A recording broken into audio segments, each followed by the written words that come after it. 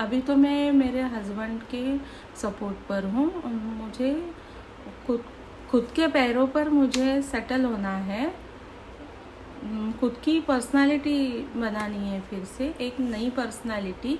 मैंने आपको पहले भी बोला था कि मर्क्यूरी बुध महादशा में जो आपका जॉब होगा वो शुक्र महादशा में नहीं होगा। केतु तो आपको आपका पहला वाला जो बिजनेस या जॉब होगा वो छोड़कर ही रहेगा आपका। लेकिन जो शुक्र महादशा में आप जॉब या बिजनेस करोगे ना, वो मर्क्यूरी से डिफरेंट होगा। मेरा भी यही चक्कर है। मेरा केतु मर्क्यूरी में अलग टाइप का बिजनेस था, जॉब था। अभी मैं शुक्र महादशा में बिजनेस कर रही हूँ और वो अलग टाइप का है। तो फिर भी मुझे मेरे बिजनेस में भी बहुत कॉम्प्लिकेशंस आ रहे हैं। डिसीजन लेते वक्त, राइट डिसीजन लेते वक्त 4 बार 5 बार सोचना पड़ता है किसी भी डिसीजन में। तो फिर भी जॉब से ज़्यादा ना, बिजनेस से ज़्यादा ना का ध्यान मेरा ये शुक्र रील्स में, डांस एक्टिंग में लगा रहे हैं। तो यही मेरे को ना शुक्र का मुझे ना बहुत गड़बड़ लगता है, डर लगता है, क्योंकि मेरी ये पर्सनालिटी नहीं है। हाँ, मानो मेरा डांस एक्टिंग अच्छा है, लेकिन मैंने उसमें ज़्यादा इंटरेस्ट नहीं लिया था पहले से। अभी ये 1 महीने से मैं ज़्यादा इंटरेस्ट ले रही हूँ। बचपन में तो ठीक है, बचपन में तो कोई भी डांस एक्टिंग करता है, खेलते कूदते हैं बच्चे कॉलेज में वगैरह। लेकिन अभी क्या पता मुझे ना ये एज में क्यों इसमें लगा हुआ है, पता नहीं। शुक्र ना आपको बहुत परेशान करेगा। आप मैरिड हो ना तो बहुत केयरफुली रहो। मुझे तो शुक्र डेंजर लग रहा है।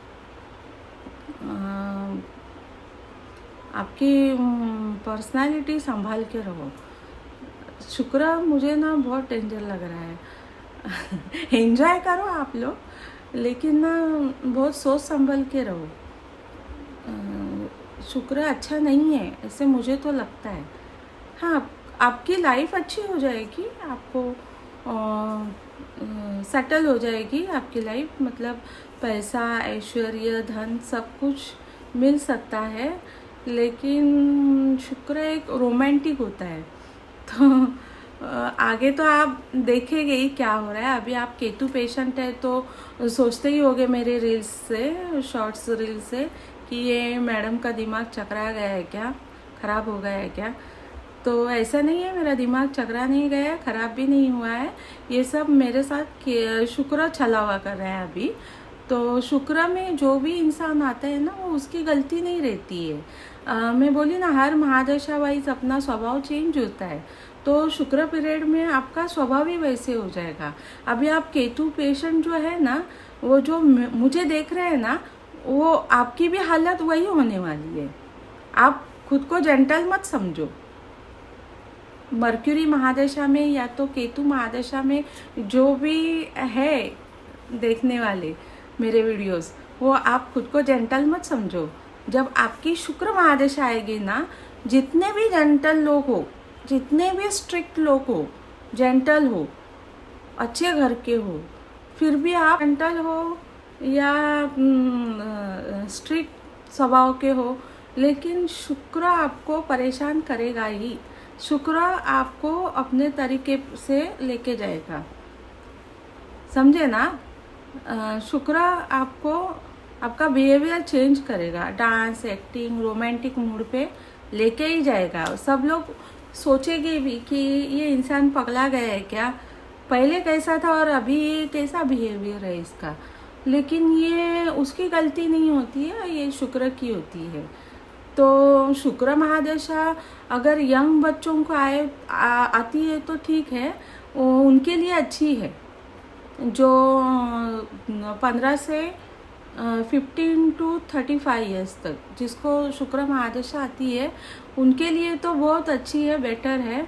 सब उनका लाइफ सेटल होता है। और जिनको भी 15 से 35 एज तक जिनको शुक्र महादशा आती है ना, वो अच्छे एक्टर, डांसर, सिंगर बन सकते हैं, कला क्षेत्र में आगे बढ़ सकते हैं।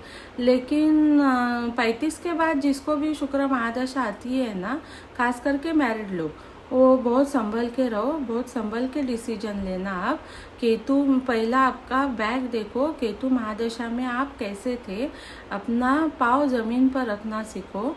आपको किसने सपोर्ट किया था केतु महादशा में, आपका अतीत क्या है, मतलब आपको क्या करना है आगे, ये सब सोचो आप शुक्र महादशा में। एंजॉय तो करो ही आप शुक्र महादशा, लेकिन आप अपना भविष्य देखो, आपको कैसे अच्छे तरीके से अपना जीवन बिताना है। यहाँ वहाँ के चक्कर में मत पड़ो।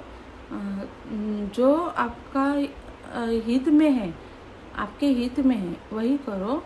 फैमिली से प्यार से रहो, फैमिली के साथ। जिसने आपको केतु महादशा में बहुत प्यार दिया है, सपोर्ट दिया है, उनके साथ विश्वास से रहो। अभी तो आपके दुख के टाइम तो कोई नहीं आया होगा, सुख के टाइम तो बहुत सारे दिखेंगे, आएंगे। आपकी पर्सनालिटी में भी चेंजेस आएंगे। आप केतु पीरियड में जो आपके चेहरे पर रौनक नहीं थी, आपको फिज़िकल प्रॉब्लम थे, वो सब दूर हो जाएंगे। शुक्र महादशा में आपके चेहरे पर एक अजीब सी चमक आएगी, आप अच्छे दिखोगे, सब लोग आप पर अट्रैक्ट हो जाएंगे। सब लोग पुराने दोस्त आपसे बातें करने लगेंगे। आपका फाइनेंशियली कंडीशन धीरे धीरे अच्छी होने लगेगी। लेकिन आपके साथ जो हुआ है वो भूलो मत। शुक्र एंजॉय करो शुक्र महादशा, लेकिन आपकी रियलिटी भी आप देखो, यही मैं कहना चाहती हूँ। केतु दशा संधि से ही आपको शुक्र के भी एक्सपीरियंस धीरे धीरे आते रहेंगे। मुझे किसी ने कमेंट्स में बोला था कि मैडम हमको तो 1 साल ख़त्म हो गया, अभी तक केतु दशा संधि होके भी ख़त्म हो गया 1 साल का, तो भी अभी तक शुक्र का प्रभाव नहीं दिख रहा है हमें। तो मैं तो बोलती हूँ शुक्र का प्रभाव दिखे या ना दिखे, आप इतना ही सोचो कि केतु से आपका छुटकारा हो गया है, अभी आपके धीरे धीरे अच्छे दिन आ रहे हैं।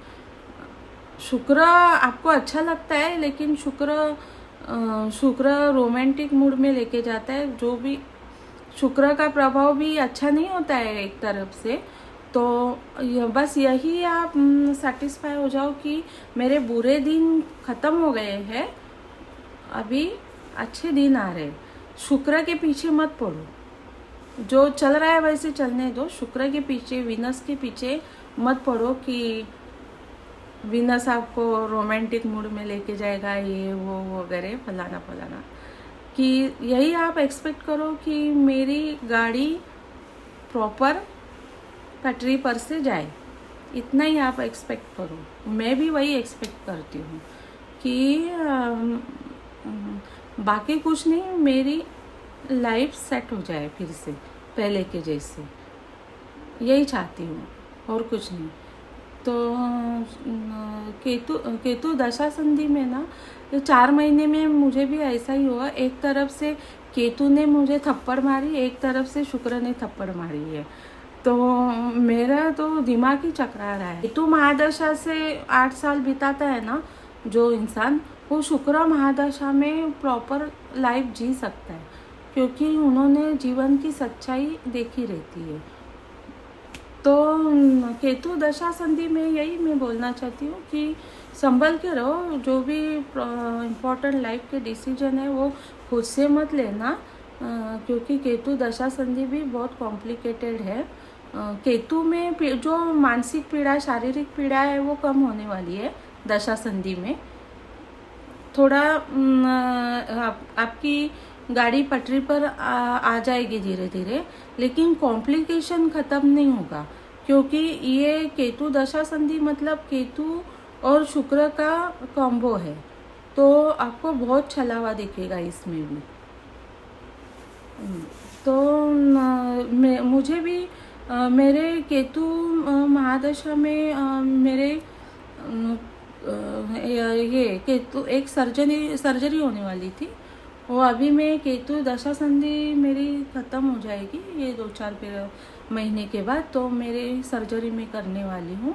आपकी भी कोई सर्जरी रुकी हो तो केतु दशा संधि में मत करो, या तो केतु पीरियड में भी मत करो। जो भी आपकी कोई सर्जरी हो या आपका कोई इम्पोर्टेंट लाइफ का डिसीजन हो, तो केतु महादशा, ये जो 8 साल होती है केतु महादशा, इसमें मत लेना। मेरा भी एक सर्जरी रुका था 8 साल पहले का। मेरा हस्बैंड हमेशा मुझे बोलते थे सर्जरी करो, शुद्धि करो, लेकिन मैं 8 साल रुकी थी। तो अभी मैं ये जो दशा संधि ख़त्म होने वाली है, मार्च एंडिंग अप्रैल एंडिंग के बाद मैं मेरी सर्जरी करने वाली हूँ। वैसे तो मेरी लाइफ बहुत कॉम्प्लिकेटेड थी। आपको मेरे वीडियोस से, शॉर्ट वीडियोस से ऐसे लगता होगा कि इसकी लाइफ तो, श्रुति की लाइफ तो बहुत स्मूथ गई होगी, अच्छी गई होगी।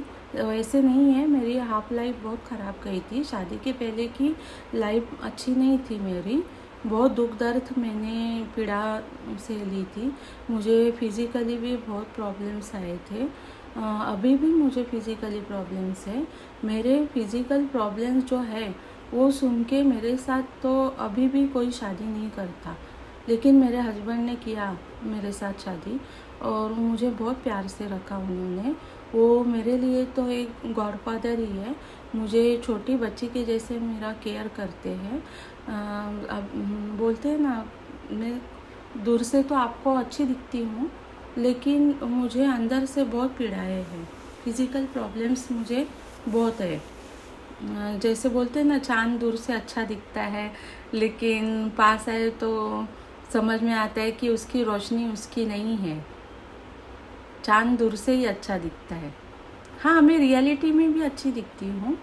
कोई मुझे मतलब जो आपको दिखती हूँ वैसे ही रियलिटी में दिखती हूँ, लेकिन मुझे इंटरनल फिज़िकल प्रॉब्लम बहुत थी।